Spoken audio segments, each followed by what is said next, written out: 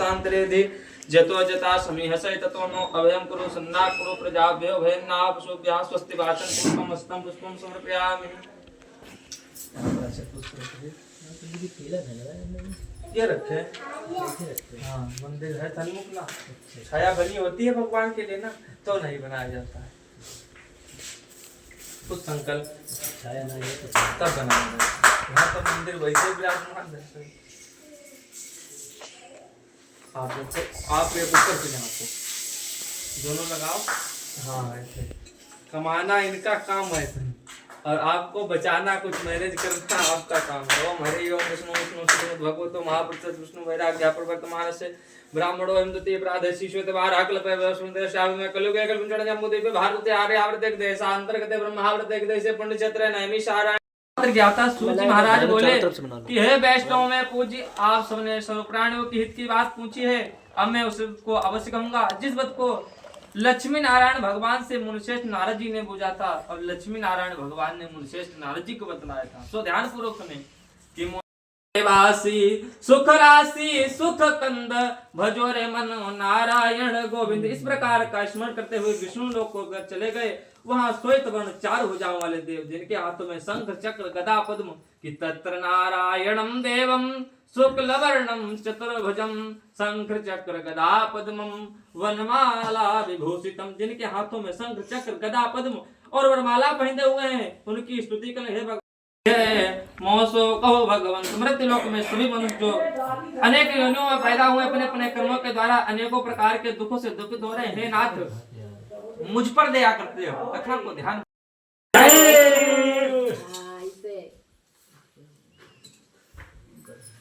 सीधा कर लो, कोई दिक्कत नहीं, सीधा कर लीजिए।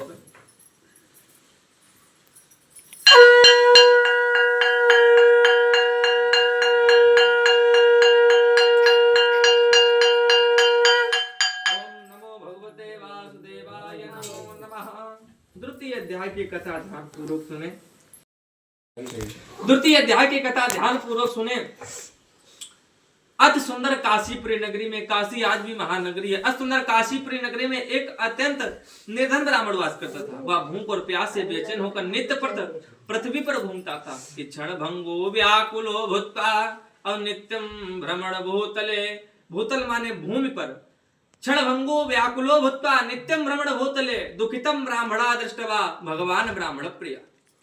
अति सुंदर काशीपुरी नगरी में एक अत्यंत निर्धन ब्राह्मण वास करता था। वह भूख और प्यास से बेचैन होकर नित्य पृथ्वी पर घूमता था। ब्राह्मणों से प्रेम करने वाले भगवान ने ब्राह्मण को दुखित देखकर, क्योंकि यह जग में अद्भुत प्रशंसा है अमम दृज एक विशेष संग है, दुखित देखकर बूढ़े ब्राह्मण का रूप धारण करके आदर से पूछा कि बूढ़े दृज कर रूप बनाई बोझौ सादर सन्मुख जाई। बूढ़े ब्राह्मण का रूप धारण करके सन्मुख जाकर बोले कि हे दरिद्र ब्राह्मण दुखी होकर क्यों घूमते हो?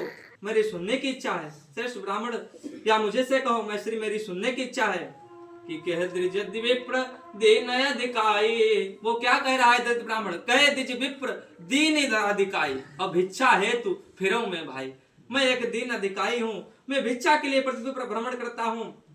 हे भगवान हे प्रभु, इसका कोई उपाय जानते हैं तो कृपया कर मुझसे अवश्य कहें। भगवान क्या नहीं जानते कि तन की जा नहीं, मन की जा नहीं और जा नहीं चित्त की चोरी। व्यक्ति भगवान से मांगता है कि प्रभु हमको ये दे दीजिए, भगवान स्वयं जानता है कि आपको किस व्यक्ति की, किस चीज की, किस व्यक्ति जरूरत है, और देता है मगर थोड़ा समय पर देता है। अगर भक्ति भाव से ताकि कृपया कर भगवान यदि आज इसका उपाय जानते हो तो कृपया कर मुझसे कहो। वृद्ध ब्राह्मण बोला, श्री सत्यनारायण भगवान मनवांछित फल देने वाले हैं, इसलिए हे ब्राह्मण तुम उनका पूजन करो जिसके कहने से मनुष्य सभी दुख से मुक्त होता है। ब्राह्मण को सारा विधान बतलाकर बूढ़े ब्राह्मण का रूप धारण करने वाले श्री सत्यनारायण भगवान अंतर्ध्यान हो गए। उस दरिद्र ब्राह्मण ने कहा कि जिस बात को वृद्ध ब्राह्मण ने बतलाया है उस बात को मैं अवश्य करूंगा। या निश्चय कर उस रात से नींद नहीं आई। वह सवेरे जल्दी उठा, श्री सत्यनारायण भगवान का व्रत के नीचे कर भिक्षा के लिए चला गया। उसको भिक्षा में बहुत सा धन मिला, क्योंकि जहाँ पर कृपा राम की होई और ता पर कृपा करई सब कोई। उस पर भिक्षा, उसको भिक्षा में बहुत सा धन मिला, जिससे वह बंधु बांधव से श्री सत्यनारायण भगवान का व्रत किया। उसके कहने से वह ब्राह्मण सभी दुखों से छोड़कर अनेक प्रकार की संपत्तियों से युक्त हुआ। उसी समय से वह ब्राह्मण हर मास व्रत कराने लगा। इस तरह श्री सत्यनारायण भगवान के व्रत को जो करेगा वह मनुष्य सभी दुखों से छूट जाएगा। इस तरह नारद जी से नारायण का कहा हुआ अब तुम्हें तुमसे कहता हूँ। हे विप्र, अब और क्या कहूं। ऋषि बोले, संसार में इस ब्राह्मण से सुनकर किस किस ने इस व्रत को किया है उनका इतिहास को मैं सुनना चाहता हूँ, इसके लिए हमारे मन में श्रद्धा है। सूत जी बोले, हे मुनियों, जिसने इस व्रत को किया है उनका इतिहास कहता हूँ, सो ध्यान पूर्वक सुने। एक समय वही ब्राह्मण धन और ऐश्वर्य के साथ बंधु बांधवों के साथ व्रत करने के लिए तैयार हुआ। उसी समय एक लकड़ी बेचने वाला बूढ़ा लकड़हारा आया। लकड़ियों का गट्टर ब्राह्मण के मकान के बाहर रख दिया। प्यास से दुखी लकड़हारे ने विप्र को व्रत देकर ब्राह्मणों को नमस्कार किया। क्या कह रहा है कि नमो ब्रह्म देवाय अगो ब्रह्म हिताय चा जगद्दिताय कृष्णाय गोविंदाय नमो नमः। नमस्कार के से क्या फल मिलता है इसको करने से, कृपया कर विस्तार पूर्वक कहिए, मेरी सुनने की इच्छा है। ब्राह्मण ने कहा कि सभी मनोकामनाओं को पूर्ण करने वाला श्री सत्यनारायण भगवान का व्रत है। इनकी कृपा से मेरे यहाँ धन पुत्र आदि की वृद्धि हुई है। ये जो कुछ देख रहे हो सब इनका ही दिया हुआ है।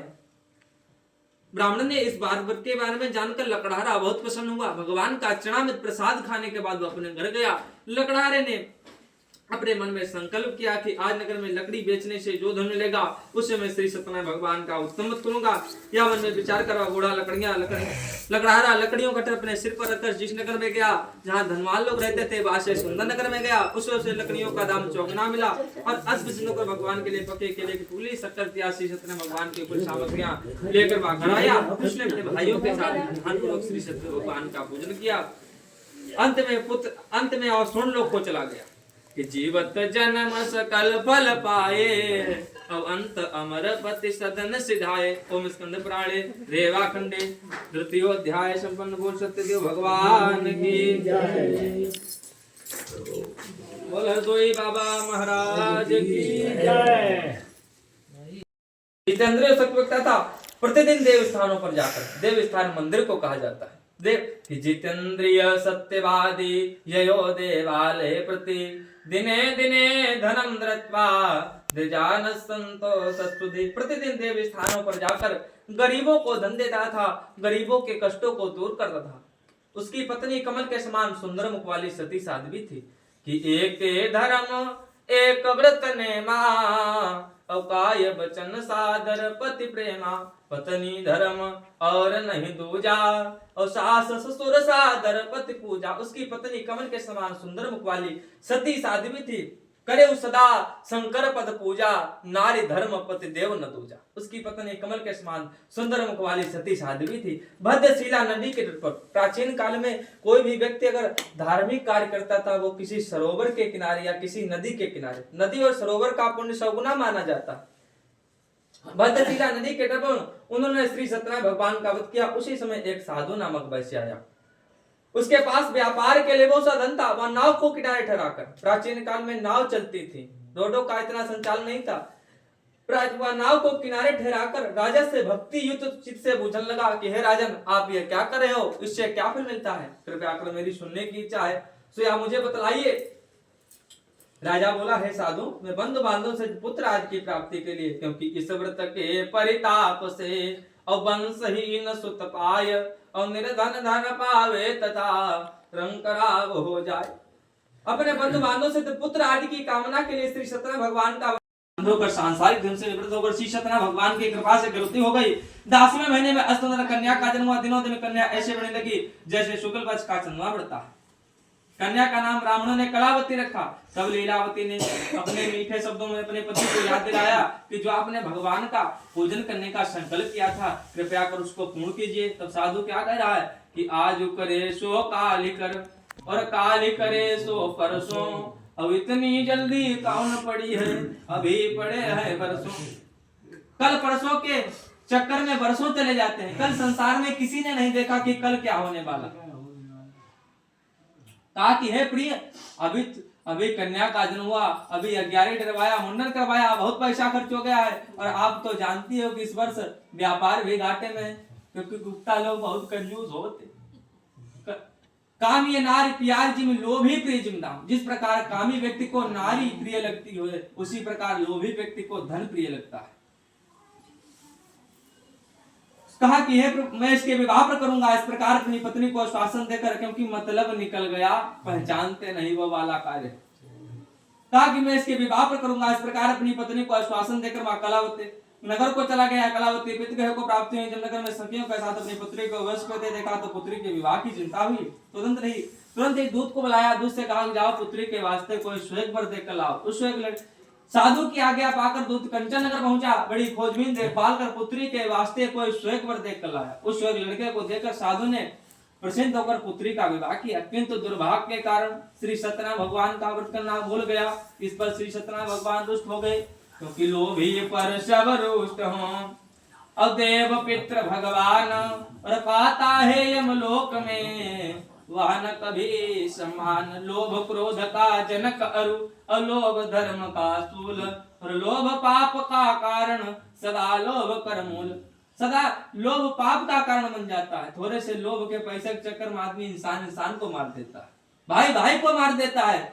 इस प्रकार क्रोधित होकर श्राप दिया कि जाओ तुम्हें दान प्राप्त होगा, अपने कार्य में कुशल बनिया। जामाता से समुद्र स्थिर रथपुर नगर में गया। वहां दोनों ससुर जमाई राजा चंद्र के उस नगर में व्यापार करने लगे। एक रोज भगवान की माया से प्रेरित कोई दो चोर राजा का धन चुरा कर भाग रहे थे, किंतु राजा के दूतों को तेजी से देखकर चोर ने घबरा कर धन को वहीं रख दिया जहां वह ससुर जमाई ठहरे हुए थे, और वहां से रफू चक्कर हुए। जब दूतों ने साधु के पास राजा का धन का देखा तो उन्हें बांध कर ले गए। प्रसन्नता के साथ दौड़ते हुए गए, हे राजन, आपका धन चुराने वाले कोई दो चोर पकड़ लाए हैं, कृपया कर आज्ञा दें। तो राजा ने उनकी तरफ देखा भी नहीं, कहा इन्हें कठोर कारावास में डाल दो। उनका जितना धन था सब छीन लिया गया, उनका जितना समझा छीन लिया गया। श्री सत्यनारायण भगवान के श्राप के द्वारा उसकी पत्नी भी घर पर बहुत दुखित हुई। इस चौपाई को ध्यान पूर्वक सुनिए कि लक्ष्मी के सुतचारी हैं। भगवान जी की पत्नी का नाम है लक्ष्मी, इसीलिए इनको कहा जाता है लक्ष्मी नारायणम। और उनके 4 पुत्र हैं, लक्ष्मी के सुतचारी हैं, और अग्नि धर्म नृपचोर, और जेठे के अपमान से 3 करें भड़फोर। जेठ सबसे बड़ा, जेठ जिसको कहते हैं जो बड़ा होता है, यहाँ पर जेठ धर्म को कहा गया। लक्ष्मी के सुतचारी हैं, अग्नि धर्म नृपचोर, जेठे के अपमान से 3 करें भड़फोर। जहां पर धर्म का कार्य होता है वहां लक्ष्मी का आगमन अवश्य होता है। घर पर श्री सत्यनारायण भगवान के श्राप के द्वारा उसकी पत्नी भी घर पर बहुत दुखित हुई। घर पर जो कुछ था सब चोर चुरा ले गए। शारीरिक तथा मानसिक पीड़ा, भूख और प्यास से दुखित होकर अन्न की चिंता में